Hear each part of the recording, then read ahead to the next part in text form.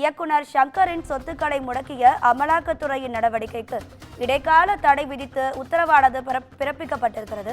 இது குறித்தான கூடுதல் தகவல்களை தருவதற்காக நமது தலைமை செய்தியாளர் சிவா இணைப்பில் இருக்கிறார். சிவா வணக்கம், உங்க விரிவான தகவல்களை சொல்லுங்க.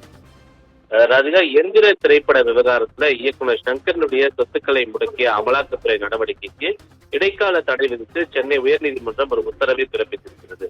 எந்திரன் திரைப்பட கதை விவகாரத்துல இயக்குனர் சங்கர் காப்புரிமை சட்டத்தை மீறியுள்ளதாக கூறி அந்த படத்திற்கு பெற்ற சம்பளத்தின் மூலமாக சங்கர் வாங்கிய அசையா சொத்துக்களை முடக்கி அமலாக்கத்துறை உத்தரவு பிறப்பித்துள்ளது.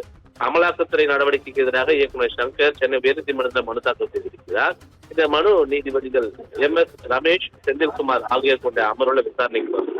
அப்போது சங்கர் சார்பில் ஆஜரான மூத்த வழக்கறிஞர் PS ராமன், எந்திரன் படத்தினுடைய கதை விவகாரத்துல சங்கர் காப்புரிமை சட்டத்தை மீறவில்லை, ஆறு தமிழ்நாடு தாக்கல் செய்த மனுவில் சென்னை உயர்நீதிமன்ற தனி நீதிபதி தீர்ப்பளித்துள்ள நிலையில அமலாக்கத்துறை இந்த நடவடிக்கை எடுத்துள்ளதாக வாதம் முன்வைக்கப்பட்டது.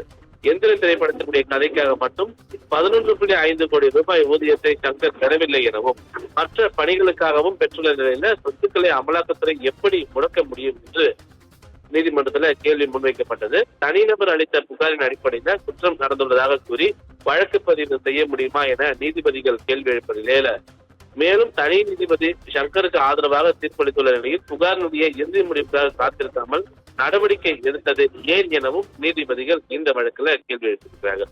இதற்கு பதிலளித்த அமலாக்கத்துறை வழக்கறிஞர் CB விஷ்ணு, தனிநபர் புகாரினுடைய அடிப்படையில் வழக்கு பதிவு செய்யலாம் என தெரிவித்தார். அது மட்டுமல்லாமல் அமலாக்கத்துறை நடவடிக்கையின் மூலம் இயக்குநர் சங்கருக்கு எந்த பாதிப்பும் ஏற்படவில்லை எனவும் இந்த வழக்கை அமலாக்கத்துறையிடம் அவர் எதிர்கொள்ளலாம் எனவும் தெரிவித்தார். இதையடுத்து இயக்குநர் சங்கருடைய சொத்துக்களை முடக்கிய அமலாக்கத்துறை இந்த நடவடிக்கைக்கு இடைக்கால தடை விதித்த நீதிபதிகள் மனு குறித்த அமலாக்கத்துறை பதிலளிக்க உத்தரவிட்டு இந்த வழக்கின் மீதான விசாரணையை April 21ஆம் தேதிக்கு நிறுத்தி வைத்திருக்கிறார். ராதிகா, தகவல்களுக்கு நன்றி சிவா.